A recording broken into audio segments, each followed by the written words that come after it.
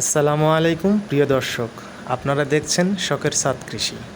আজ আমি আমার এলাকার এক বড় ভাইয়ের ছাদ বাগানে আপনাদেরকে নিয়ে আসলাম। দেখতে পাচ্ছেন এখানে থাইল্যান্ড ড্রাগন, এই গাছগুলো উনি আজ থেকে 10 মাস আগে লাগিয়েছিল। তো এটা হচ্ছে রেড ড্রাগন। তো আমাকে ভাই পরিচয় করে দিচ্ছে এই ড্রাগনগুলো সম্পর্কে। হ্যাঁ, এটা হচ্ছে রেড ড্রাগন। তো উনি এই ছাদ বাগানে ওনার আয়তন হচ্ছে প্রায় 1800 স্কোয়ার ফিট। উনি এখানে প্রায় গাছ লাগিয়েছেন 700-র কাছাকাছি। আমি যতদূর জানি উনি বলেছিল 700, প্রায় 700। তো এটা দেখেন বাড়ি ওয়ান। এই গাছটা আমাদের দেশীয়ভাবে আর কি করা হয়েছে। তো এই গাছগুলো উনি এখনও ফল পায়নি। হ্যাঁ, এটা হচ্ছে ইয়েলো ড্রাগন, অর্থাৎ হলুদ কালার।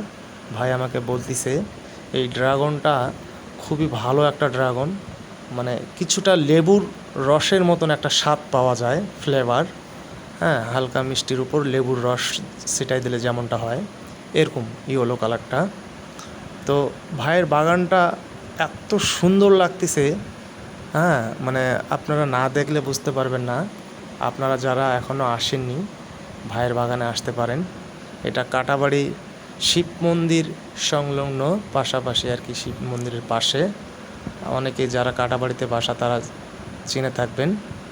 ভাই ছিল অবসরপ্রাপ্ত, উনি সেনাবাহিনীতে চাকরি করতেন।